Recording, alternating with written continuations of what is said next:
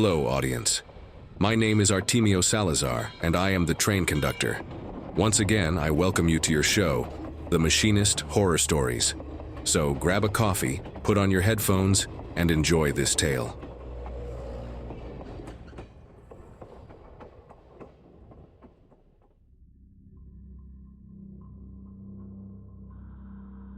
Good evening. As I tell my neighbor, many of my fellow road companions from other companies and businesses ask me why, to this day, I continue transporting livestock. As you can imagine, it is very obvious that pigs and cattle leave the truck extremely dirty at the end of the day. Not to mention that the bad smell takes a long time to go away. But the reason I keep doing these types of transports is very simple. The pay is very good, and the schedule is quite convenient, allowing me to spend a good amount of time at home with my family. It's not so much that I like being surrounded by filth, but rather that it truly benefits me to be the owner of my own time.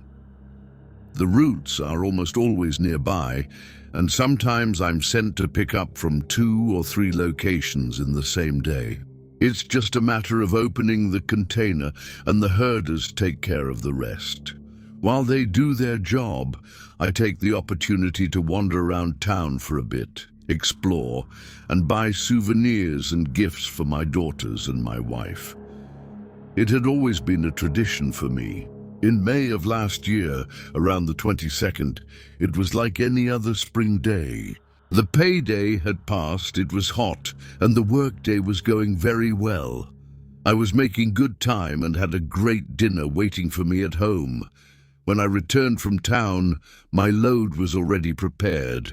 I signed the consignment papers, handed over the checks, and got ready to return with a full load.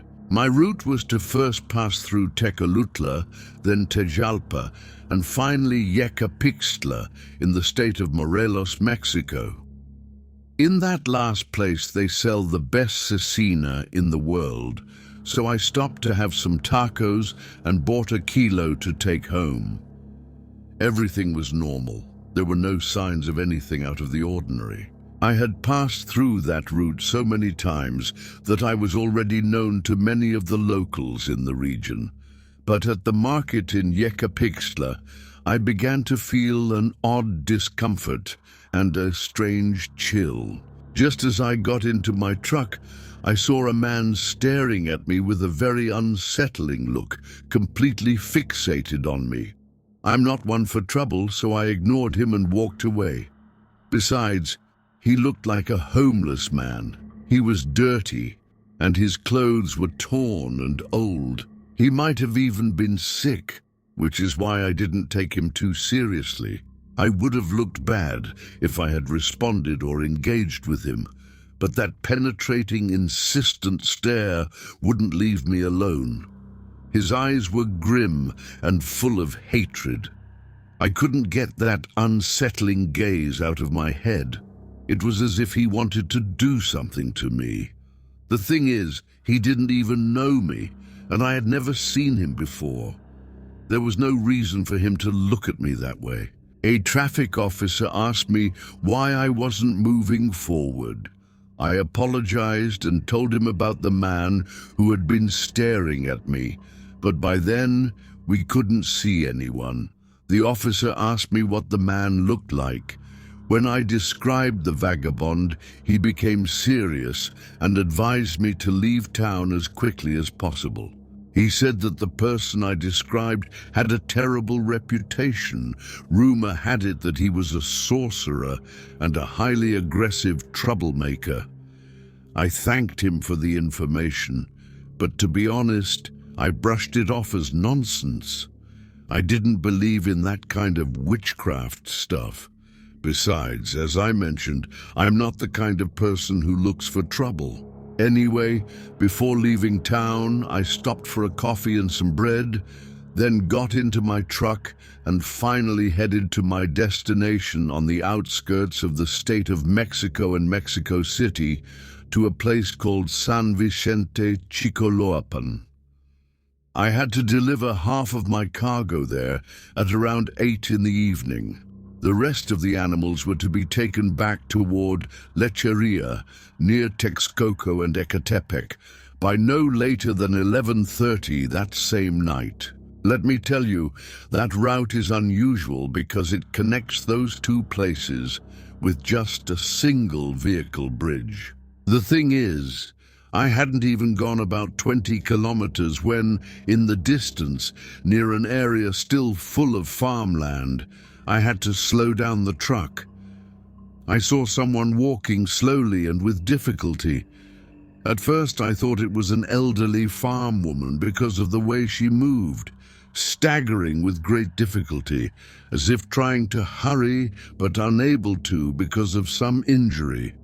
I used the engine brake a couple of times so that it wouldn't get too scared as I passed, but as I got closer, I noticed something strange about the way it walked. It wasn't an old woman.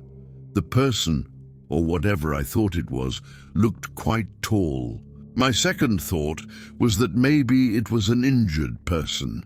The dirtiness of their clothes and the strange contortions in their movements gave it away.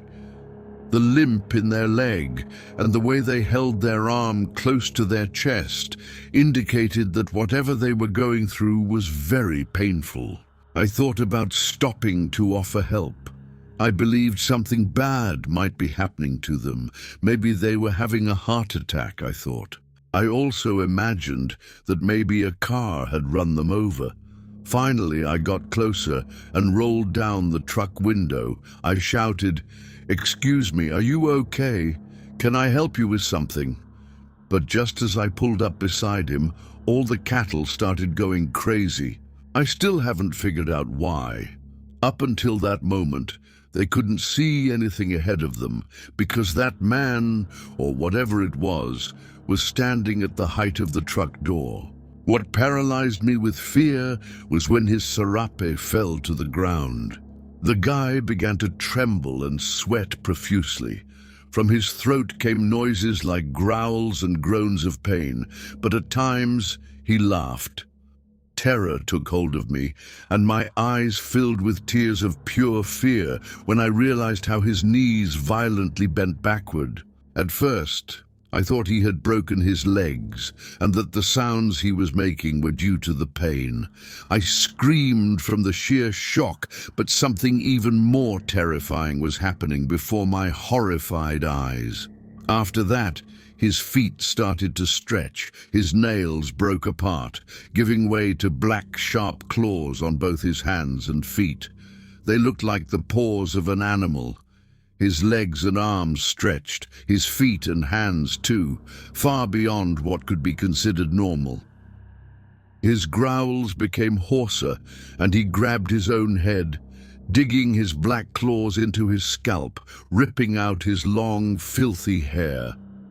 He tore his shirt apart in one motion, and I could see how his spine pushed out from his body, his bones creaking and stretching slowly and gruesomely into the form of an animal.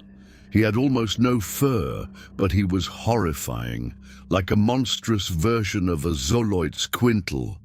Now fully transformed into a beast, he walked right beside my truck.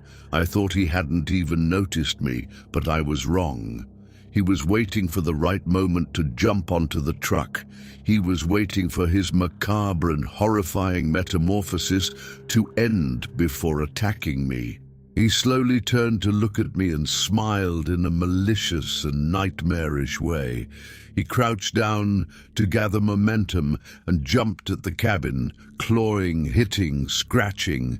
But when he couldn't break in to attack me, the demonic creature leaped onto the trailer, tearing open the steel sheet as if it were an old tin can. Once inside, he attacked the poor cattle, who desperately tried to escape from the monster at all costs. I had no choice but to open the door to try to save as many as I could. I grabbed a huge wrench that we used for the tire bolts, rushed to the back, and broke the seals. In a frenzy, the cows bolted out, jumping from the trailer and running into the tall grass, while that demon had already taken down 2 of them, leaving them lifeless and torn apart. Just as I raised the wrench to threaten him, something happened that petrified me even more with pure fear and terror. It made me piss myself from the shock. He showed me his fangs, full of sharp yellowed teeth, holding a large chunk of flesh from the poor animal. After swallowing it, that thing spoke in a horrifying voice and called me by my name. "What's wrong, Rogelio? Are you scared? You should have left town just like the cop told you to." As demonic laughter erupted from his menacing snout, he growled and left the cows alone, then began walking toward me slowly and menacingly. I could do nothing but pray, thinking that this was the end for me. I ran toward where the cows had fled, and just at that moment the beast jumped, chasing me. But by sheer luck, or maybe a miracle from heaven, a speeding pickup truck passed by at that exact moment. The driver skidded to a halt, braking suddenly due to the unexpected impact he had just experienced. The man was in shock, breathing heavily, but fortunately he was not seriously injured. He kept asking what the hell that thing was. I told him I didn't know either, but that it had attacked me and my cargo. We searched everywhere, but there were no traces of the creature. However, the truck was completely dented from the impact. I suppose the beast ran off to hide so it wouldn't be caught. Then the kind man asked me to hop in. He would take me to the nearest town. He also used his cell phone to call emergency services. We were back on the road when something suddenly struck the side of the truck. It was a chunk of the hindquarters of one of the cows. When we turned to look, that thing was furiously running toward us. It nearly caught up to us, almost managing to jump onto the truck bed several times. But since it couldn't get in, it began striking the vehicle with such force that the entire right side ended up dented. It seemed like this thing had come to finish what it started with me miles back. When we reached the limits of Tepetlikspan, the man suddenly slammed on the brakes, causing the beast to crash hard against the truck. He pointed ahead. Flashing police lights and an ambulance could be seen in the distance. We drove toward them, and they provided assistance. Once we felt safe, we were given medical checkups. The officers took me back to where I had left my truck. They helped restart the vehicle and assisted in recovering the rest of the surviving cattle. After giving our statements, the officers obviously didn't fully believe what had happened to us, but they recorded in their report that a wild animal was loose in the area. I arrived home past midnight since my employers had been informed about the incident. They raised no objections. The loss of the 2 cows was reported, and with the remains as proof, it was clear what had happened. They didn't deduct the cost from me, since it wasn't my fault. The bosses speculated that it was probably a rabid cougar and let me go. However, the owner called me privately. He had something to tell me. When he started in his youth, about 40 years ago, like everyone else, he transported animals by his own means. They had an old truck with wooden slats instead of the modern containers with restraints. He and his older brother went through something very similar to what had just happened to me, except his brother wasn't as lucky as I was. The beast caught up to him and attacked him, and unfortunately they couldn't save him. The memory of that creature's attack stayed with him forever. It was a Nawal, or a skinwalker, according to what I later learned in other towns during my trips.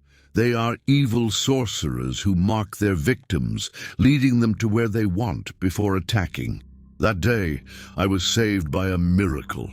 I never heard of the creature again, but I will never forget that cursed stare and that mocking laughter.